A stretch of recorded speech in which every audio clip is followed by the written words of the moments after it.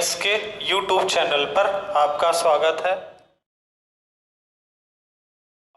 पंचायत किन किन चीजों पर कर लगा सकती है, प्रमुख कर कौन कौन से हैं, उन पर हम नोट करेंगे कि पंचायत का सोर्स ऑफ इनकम क्या है, पंचायत कौन कौन से कर लगा सकती है, कौन कौन से कर वसूल सकती है। सबसे पहली आप पॉइंट नोट करेंगे, मैं यहाँ पे लिख नहीं रहा हूं, मैं बोल रहा हूं, आप केवल नोट करते चलिए। आपने देखा होगा कि गांवों में बाजार लगती है, मेले लगते हैं, ठीक है। तो गांवों में जो बाजार व मेले लगते हैं, आपने देखा होगा अधिकतर गांवों में क्या होता है कि जैसे सप्ताह में 2 दिन मार्केट लग गया, बाजार लग गई, तो वहां बाजार में क्या होता है कि लोग दुकान लगाते हैं, ठेले लगाते हैं, और जो होता है जो भी चीजें लगाई जाती हैं, जो वहां पर दुकानदारी करने लोग आते हैं उनको क्या होता है, टैक्स देना करना पड़ता है। 5 या 10 रुपए की पर्ची कटती है। जैसे आप शहर में आप देखेंगे कि नगर निगम क्या करता है कि जो डेली ठेला लगाते हैं, सब्जी लगाते हैं, वो हर दिन नगर निगम को क्या करते हैं, टैक्स के रूप में जो होता है, कर के रूप में 10 रुपए डेली देते हैं।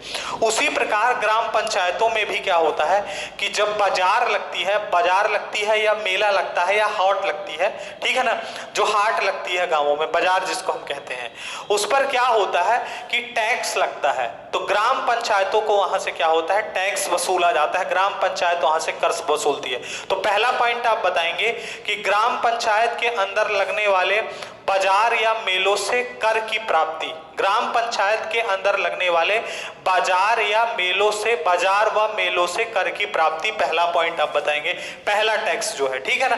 बाजार में ग्राम पंचायत के अंदर लगने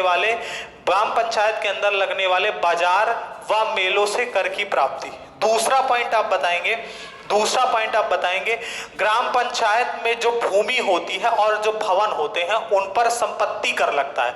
तो दूसरा पॉइंट आप बताएंगे संपत्ति कर भूमि तथा भवनों पर लगता है, संपत्ति कर भूमि तथा भवनों पर लगता है। दूसरा जो कर ग्राम पंचायतों को मिलता है, हालांकि ये अमाउंट शहर की तुलना में बहुत कम होता है। जैसे आप देखेंगे शहर में नगर निगम में क्या होता है कि टैक्स ज्यादा लगता है, ठीक है। वर्तमान समय में जैसे 200 रुपए पर मंथ टैक्स लगता है जो शहर के अंदर घर बनाते हैं, ठीक है ना। हर शहर में अलग अलग होता है, जो बड़े शहर है वहां ज्यादा लगता है। तो लेकिन ग्राम पंचायत में बहुत कम होता है, ग्राम पंचायतों में यह टैक्स ना के बराबर होता है, बहुत कम अमाउंट में होता है। तो संपत्ति कर जो होता है भूमि और भवनों पर कर लगता है। तीसरा आप बता सकते हैं कि अगर ग्राम पंचायत के अंदर कोई भी व्यक्ति आजीविका के लिए या अपने आजीविका के लिए व्यवसाय करता है, ग्राम पंचायत के अंदर यदि कोई व्यक्ति अपनी आजीविका के लिए व्यवसाय करता है, जैसे मान लीजिए आपने कोई दुकान खोल ली है, अपनी आजीविका चलाने के लिए आपने कहीं दुकान खोल ली है, तो आपको क्या करना पड़ेगा, टैक्स देना पड़ेगा। शहर में भी देना पड़ता है, गांव में भी देना पड़ता है। तो अगर आपने अपनी आजीविका के लिए कोई भी व्यवसाय कर लिया है सड़क के किनारे, ठीक है ना, तो वहां पर आपको क्या करना पड़ेगा, टैक्स देना पड़ेगा, ठीक है। तीसरा पॉइंट ही आपको बताना है। चौथी चीज, ग्राम पंचायत के अंदर जो पशु बेचे जाते हैं उन पर भी टैक्स लगाया जाता है। ग्राम पंचायत के अंदर बेचे जाने वाले पशुओं पर भी कर लगाया जाता है। ग्राम पंचायत के अंदर जो पशु बेचे जाते हैं, ग्राम पंचायतों के अंदर, चाहे ग्राम पंचायत हो, ठीक है ना, पंचायतों के अंदर जो टैक्स, जो पशु बेचे जाते हैं उन पर भी कर लगता है। अगला पॉइंट आप बताएंगे जल कर। जल का मतलब क्या होता है, आप देखेंगे पंचायतों में पानी की व्यवस्था होती है, पीने का पानी उपलब्ध कराया जाता है, तो जल कर होता है, ठीक है ना, जल कर, जल पर कर लगता है। उसके बाद आप बताएंगे सिंचाई के लिए व्यवस्था की जाती है, तो सिंचाई पर भी कर लगता है। साफ सफाई के लिए व्यवस्था की जाती है, तो साफ सफाई पर भी कर लगता है। ये प्रमुख कर हैं जो पंचायतों में लगते हैं, ग्राम पंचायत, जनपद पंचायत और जिला पंचायत। एक बार मैं रिपीट कर देता हूं सभी को, एक बार और सुन लीजिए आप, फिर आप नोट कर लीजिएगा। सबसे पहला हमने आपको यह बताया कि ग्राम पंचायत के अंदर लगने वाले बाजार व मेलों पर लगने वाला कर, ग्राम पंचायत के अंदर लगने वाले बाजार व मेलों पर लगने वाला कर, पहला कर। दूसरा चीज मतलब पंचायतों के अंदर लगने वाले मेले व बाजार पर कर। दूसरा पॉइंट आप बताएंगे पंचायतों में संपत्ति कर, पंचायतों को संपत्ति कर वसूलने का अधिकार होता है। जो भूमि और भवन होते हैं उनमें संपत्ति कर लगता है, इनका अमाउंट बहुत कम होता है। तीसरा पॉइंट आप बताएंगे कि अगर मान लीजिए कि पंचायत के अंदर आप कोई भी व्यक्ति अपनी आजीविका के लिए व्यवसाय करता है, पंचायतों के अंदर अगर कोई भी व्यक्ति अपनी आजीविका के लिए व्यवसाय करता है तो उसको कर देना पड़ता है, ठीक है। उसके बाद अगला एक चीज और ध्यान रखना है कि अगर मान लीजिए पंचायतों के अंदर पर्याप्त प्रकाश की व्यवस्था की गई है, पंचायतों के अंदर अगर पर्याप्त प्रकाश की व्यवस्था की गई है तो प्रकाश पर भी कर लगता है। उसके अलावा जल पर कर लगता है, बेचे जाने वाले पशुओं पर कर लगता है, सिंचाई कर लगता है और साफ सफाई कर लगता है। ये पंचायतों को अधिकार दिया गया है, करारोपण की शक्ति दी गई है कि पंचायत यहां से पैसा वसूल सकती है। अब एक चीज ध्यान रखना है, पंचायत तो पैसा वसूल लेगी लेकिन उसको जमा कहां करेगी ये बात ध्यान देना है। तो इसके लिए एक निधि बनाई जाती है जिसको हम जानते हैं पंचायत निधि, ठीक है। अभी हम जो बात कर रहे थे पंचायतों की शक्ति की बात कर रहे थे कि पंचायतों को कौन कौन सी शक्तियां दी जाती हैं, ठीक है। और हमने आपको कर बता दिया कि इन प्रकार के कर को पंचायत वसूल सकती है। देखिए, कर वसूलने के बाद क्या होता है कि जो पैसा होता है वो पंचायत निधि में क्या होता है, जमा होता है। जो फंड होता है वो पंचायत निधि में जमा होता है। पंचायत निधि के नाम से खाता खोला जाता है। यह खाता या तो पोस्ट ऑफिस में खुलता है, सरकारी पोस्ट ऑफिस जो होती है सरकारी पोस्ट ऑफिस में खुलता है, या किसी सरकारी बैंक में खुलता है। सरकारी बैंक या सरकारी पोस्ट ऑफिस में एक खाता खुलता है, पंचायत निधि का जो फंड होता है उसी खाते में जमा होता है, ठीक है। अब ये फंड जो है सरकारी पोस्ट ऑफिस में या सरकारी बैंक में जमा हो गया, जमा हो जाता है। आप देखेंगे आपको ऑनलाइन पता चल जाएगा कि आपके पंचायत में, ग्राम पंचायत में कितना काम हुआ है और कितनी राशि का काम हुआ है। वर्तमान समय में जो उसमें खाता है पंचायत का, जैसे हमारे ग्राम पंचायत में आप देखेंगे, हमारे ग्राम पंचायत में जो खाता है पंचायत का वो शायद यूनियन बैंक के नाम से है, तो उसमें पूरा डिटेल आ जाता है कि इतना पैसा जो है उस पर अभी शेष है, इतने इतने काम हुए हैं, इतने इतने पैसे के काम हुए हैं, पूरा ऑनलाइन डिटेल रहती है। तो पोस्ट ऑफिस और सरकारी बैंक में खाता खोलता है और ये इस खाते में क्या होता है, ये निधि जमा होती है। ये निधि जमा होने के बाद क्या होता है कि जब कोई विकास के काम करना है या पंचायत को कुछ भी काम करवाना है तो इस निधि को क्या होता है, उपयोग किया जाता है। इस निधि को क्या किया जाता है, खर्चा किया जाता है। देखिए, एक चीज और ध्यान देना है कि पंचायत निधि में जो टैक्स वसूले जाते हैं, कर जो होता है, कर जो वसूले जाते हैं वो कर तो जमा ही होते हैं, कर जो वसूले जाते हैं वो तो पंचायत निधि में जमा ही होते हैं। और दूसरी चीज, राज्य सरकार से जो अनुदान प्राप्त होता है, राज्य सरकार से प्राप्त अनुदान, यह अनुदान भी क्या होता है, इसी निधि में डायरेक्ट चला जाता है। राज्य सरकार से प्राप्त अनुदान भी पंचायत निधि में जमा हो जाता है और जो कर वसूले जाते हैं वो भी पंचायत निधि में क्या होते हैं, जमा हो जाते हैं। अब इस पंचायत निधि से जब पैसा निकाला जाता है विकास के कार्यों के लिए तो किस कंडीशन पर निकाला जाता है। देखिए, अगर ग्राम पंचायत से निकालना है तो सरपंच तथा सचिव के संयुक्त हस्ताक्षर से ये पैसा निकाला जाता है। सरपंच तथा सचिव के संयुक्त हस्ताक्षर से पैसा क्या होता है, निकाला जाता है। अगर मान लीजिए सचिव अनुपस्थित है, अगर सचिव अनुपस्थित है, ये मैं ग्राम पंचायत की बात बता रहा हूं, ग्राम पंचायत में यह पैसा सरपंच और सचिव के संयुक्त सिग्नेचर से निकाला जाता है। अगर मान लीजिए सचिव अनुपस्थित है, उस कंडीशन पर क्या होगा कि जनपद पंचायत द्वारा नियुक्त विहित अधिकारी के सिग्नेचर से निकाला जाता है। मतलब जो जनपद का सीओ होगा वो किसी एक अधिकारी को नियुक्त कर देगा या किसी एक अधिकारी को बोल देगा, उस अधिकारी के सिग्नेचर और सरपंच के सिग्नेचर से क्या होगा, मान लीजिए सचिव का पद खाली है, उस कंडीशन पर जनपद का जो सीओ होगा वो एक अधिकारी को भेजेगा या एक अधिकारी को नियुक्त करेगा। वो अधिकारी और सरपंच जब सिग्नेचर करेंगे तब क्या होगा, ग्राम पंचायत में पंचायत निधि से क्या होगा, पैसा निकाला जाएगा। दूसरी चीज, अगर आप बात करेंगे जनपद और जिला पर, जनपद और जिला पर क्या होता है कि यह पैसा जो होता है जनपद पंचायत और जिला पंचायत में यह सीओ जो होता है, सीओ अधिकारी के सिग्नेचर से निकाला जाता है। सीओ अधिकारी के क्या होता है, सिग्नेचर से ये पैसा निकाल लिया जाता है। तो ये पंचायत निधि है, ये बात आपको क्या करना है, ध्यान रखना है। ये आर्टिकल 243H पर हमने चर्चा की। तो कितने आर्टिकल हो गए, आर्टिकल 1, आर्टिकल 2, आर्टिकल 3, आर्टिकल 4, 5, 6, 7, 8 और 9 अनुच्छेदों पर हमने क्या की, चर्चा कर ली है। अब एक चीज, 2 अनुच्छेद और हैं जिन पर हम चर्चा कर लेते हैं, ठीक है।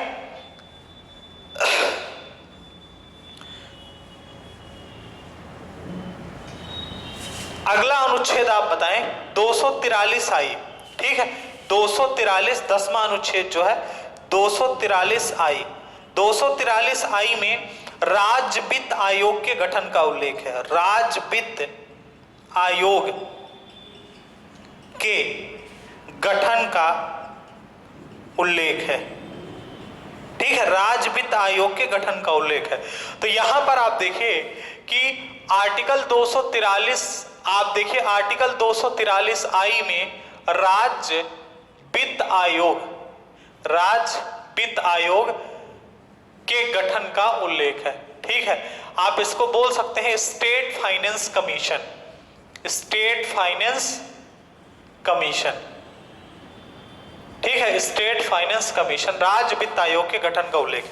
देखिए राज्य वित्त आयोग केवल पंचायती राज संस्थाओं को वित्त प्रोवाइड नहीं करता या पैसा प्रोवाइड नहीं कर पाता है, यह पंचायती राज संस्थाओं को तथा स्थानीय निकायों को, इसलिए आप यहां पर बोल सकते हैं कि आर्टिकल 243 जो राज्य वित्त आयोग का गठन है, यहां पर मैं दोनों चीज मेंशन कर देता हूं, क्योंकि जैसे राज्य वित्त आयोग जो पंचायती राज संस्थाओं तथा स्थानीय निकायों दोनों को जो पैसा देना है राज्य की संचित निधि से, उसके बारे में सुझाव देता है राज्यपाल को, और राज्य की संचित निधि से क्या होता है, पंचायती राज संस्थाओं तथा स्थानीय निकायों को क्या होता है, अनुदान प्रदान करता है।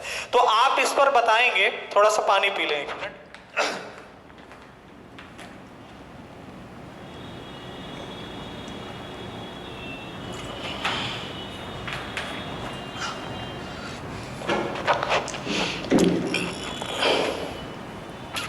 देखिए आर्टिकल 243 आई तथा आर्टिकल 243 बाई में किसके लिए है, स्थानीय निकायों के लिए है। राज्य वित्त आयोग स्थानीय निकायों को पैसा प्रोवाइड करता है आर्टिकल 243 बाई के अनुसार, ठीक है ना। और आर्टिकल 243 आई के अनुसार, क्योंकि आर्टिकल 243 से लेकर 243 ओ तक किसका उल्लेख है, पंचायती राज संस्थाओं का उल्लेख है। उसके बाद आर्टिकल 243 पी से लेकर अगले जो आर्टिकल है उस पे स्थानीय निकाय या नगरीय निकायों का उल्लेख किया गया है। तो यहां पर आर्टिकल 243 आई तथा आर्टिकल 243 बाई राज्य स्तर पर, ठीक है ना, आर्टिकल 243 आई तथा आर्टिकल 243 बाई राज्य स्तर पर राज्य वित्त आयोग के गठन, राज्य वित्त आयोग के गठन की बात करता है, ठीक है ना। राज्य स्तर पर राज्य वित्त आयोग के गठन की बात करता है। आर्टिकल 243 आई किसके लिए, ग्राम पंचायतों के लिए, मतलब पंचायतों के लिए और आर्टिकल 243 बाई किसके लिए, स्थानीय निकायों के लिए या नगरीय निकायों के लिए, ऐसा लिख लीजिए, नगरीय निकायों के लिए। ये बात कही गई थी 74वें संविधान संशोधन में,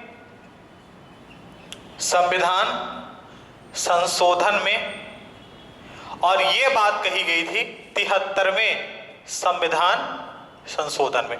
दोनों आर्टिकल जो है एक ही चीज को कंक्लूड करते हैं। स्टेट फाइनेंस कमीशन क्या होता है कि पंचायती राज संस्थाओं तथा स्थानीय निकायों या नगरीय निकायों को क्या करता है, वित्त के बारे में क्या होता है, जानकारी प्रदान करता है। इस पर कुछ पॉइंट आप नोट कर लीजिएगा। सबसे पहली चीज, राज्य वित्त आयोग का गठन कौन करता है, पहली चीज, राज्य वित्त आयोग का गठन राज्यपाल करता है। राज्यपाल प्रत्येक 5 वर्ष के लिए, ठीक है ना, प्रत्येक 5 वर्ष के लिए राज्य वित्त आयोग का गठन कौन करता है, राज्यपाल। प्रत्येक 5 वर्ष के लिए इसका गठन किया जाता है, ठीक है। दूसरी चीज, राज्य वित्त आयोग की सदस्य संख्या निश्चित नहीं है। राज्य वित्त आयोग की 73वें संविधान संशोधन और 74वें संविधान संशोधन के तहत राज्य वित्त आयोग की सदस्य संख्या जो है, सदस्य संख्या निश्चित नहीं है, ये राज्यपाल के ऊपर डिपेंड करता है, सदस्य संख्या निश्चित नहीं है। अब देखिए राज्य वित्त आयोग का काम क्या है, जो सबसे महत्वपूर्ण चीज है कि राज्य वित्त आयोग काम क्या करता है, इसको आप नोट कर लीजिएगा। मैं स्टेट फाइनेंस कमीशन के काम लिखता हूं, ये काम कौन कौन से हैं। सबसे पहला काम लिखेगा कि यह आयोग पंचायती राज संस्थाओं, ठीक है ना, नोट कर लीजिएगा। इसको नोट करने के बाद इसके कार्यों में पहला लिखेगा यह आयोग पंचायती राज संस्थाओं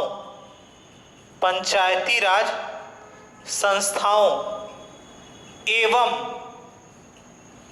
नगरीय निकायों को, पंचायती राज संस्थाओं एवं नगरीय निकायों को, पंचायती राज संस्थाओं एवं नगरीय निकायों को वित्तीय अनुदान राज्य की संचित निधि से, वित्तीय अनुदान राज्य की संचित निधि से, राज्य की संचित निधि से, ठीक है, राज्य की संचित निधि से उनके भाग का निर्धारण करता है, उनके भाग का निर्धारण करता है, उनके भाग का निर्धारण करता है, ठीक है। मतलब सीधा सा स्पष्ट ये है कि राज्य की संचित निधि से पंचायती राज संस्थाओं और स्थानीय निकायों को कितना पैसा दिया जाना है, इसका निर्धारण कौन करता है, राज्य वित्त आयोग करता है। इसके अलावा कुछ काम और है, मैं यहां से ये चीजें मिटा रहा हूं, यहां पर लिख रहा हूं। देखिएगा इसका जो दूसरा काम है, स्टेट फाइनेंस कमीशन का जो दूसरा काम है, पंचायतों की वित्तीय स्थिति को मजबूत करने के लिए सुझाव देना, पंचायतों की वित्तीय स्थिति को मजबूत करने के लिए, वित्तीय स्थिति को मजबूत करने के लिए, मजबूत करने के लिए सुझाव देना, ठीक है ना। दूसरा इसका सबसे महत्वपूर्ण काम है। तीसरा आप बता सकते हैं अन्य कार्य जो राज्यपाल द्वारा सौंपे जाएंगे, अन्य कार्य जो राज्यपाल द्वारा सौंपे जाएंगे, ठीक है। जो पंचायतों को अधिसूचना जारी होती है वो राज्यपाल के नाम से ही जारी होती है, ठीक है। तो अन्य कार्य जो राज्यपाल द्वारा क्या होंगे, आपके सौंपे जाएंगे, ये राज्य वित्त आयोग जानकारी देता है, ठीक है ना। राज्य वित्त आयोग का काम ही है कि वो क्या करे कि पंचायतों की वित्तीय स्थिति की समीक्षा करे और उनको पंचायतों की वित्तीय स्थिति को किस प्रकार मजबूत किया जाए, इसके बारे में राज्यपाल को जानकारी देना ही इसका प्रमुख काम है, ठीक है। अगला लिखेगा पंचायतों का लेखा परीक्षण, आर्टिकल 243 आई के बाद आर्टिकल 243 जे, एक लास्ट आर्टिकल आज चर्चा कर लेते हैं, फिर नेक्स्ट क्लास पर इसको कंप्लीट कर देंगे। आर्टिकल 243 जे में पंचायतों का लेखा परीक्षण, पंचायतों का लेखा परीक्षण, ठीक है, पंचायतों का लेखा परीक्षण। देखिए आर्टिकल 243 जे में पंचायतों के लेखा परीक्षण का उल्लेख किया गया है और इसमें यह बात कही गई है कि राज्य विधानमंडल कानून बनाकर पंचायतों का जो लेखा जोखा है उसकी ऑडिट कर सकता है, ठीक है। आर्टिकल 243 जे में सीधे यही कहा गया है, पंचायतों के लेखा परीक्षण में 243 जे में पंचायतों का लेखा परीक्षण, पंचायतों का लेखा परीक्षण, ठीक है, पंचायतों का लेखा परीक्षण। इस पे आप नोट कर लीजिएगा कि राज्य विधानमंडल कानून बनाकर, राज्य विधानमंडल कानून बनाकर, राज्य विधानमंडल कानून बनाकर पंचायतों का कानून बनाकर पंचायतों के खातों की देखरेख, पंचायतों के खातों की देखरेख एवं ऑडिट कर सकता है, कर सकता है, ठीक है। ये हो गया है आपका पंचायतों का लेखा परीक्षण, ठीक है, एक आर्टिकल और यहां पर डिस्कस कर लेते हैं जिससे आपका इंपॉर्टेंट आर्टिकल है वो आर्टिकल नंबर 12 जो है आर्टिकल 243 के। देखिए सब कुछ हो गया, पंचायतों की का गठन हो गया, संरचना हो गई, पंचायतों को शक्तियां दे दी गई, क्या योग्यताएं होनी चाहिए, हर चीज का हमने डिस्कशन कर लिया। लेकिन आपको ये पता होना चाहिए कि पंचायतों का चुनाव कौन करवाता है, क्योंकि भारत का इलेक्शन कमीशन राष्ट्रपति, ठीक है, आप देखेंगे राष्ट्रपति का चुनाव, लोकसभा का चुनाव, राज्यसभा का चुनाव, राज्य की विधानसभाओं का चुनाव, ये भारत का इलेक्शन कमीशन करवाता है। लेकिन पंचायत और नगर पालिकाओं का जो चुनाव होता है वो राज्य का इलेक्शन कमीशन करवाता है। इसलिए 73वें संविधान संशोधन में, जैसे अगर क्वेश्चन ये कहा जाए कि राज्य वित्त आयोग का गठन 73वें संविधान संशोधन के तहत किया गया था कि राज्यों के अंदर पंचायतों की वित्तीय स्थिति को मजबूत कैसे किया जाए, इसकी समीक्षा करना, राज्य की संचित निधि से नगर पालिकाओं को, स्थानीय निकायों को और पंचायती राज संस्थाओं को कितना अनुदान देना है, इन सब की समीक्षा करने के लिए 73वें संविधान संशोधन के तहत राज्य वित्त आयोग का गठन किया गया था। उसी प्रकार क्या कहा गया था, आर्टिकल 243 के में, आर्टिकल 243 के में क्या कहा गया था, 73वें संविधान संशोधन के तहत राज्य निर्वाचन आयोग के गठन का प्रावधान किया गया था। राज्य निर्वाचन आयोग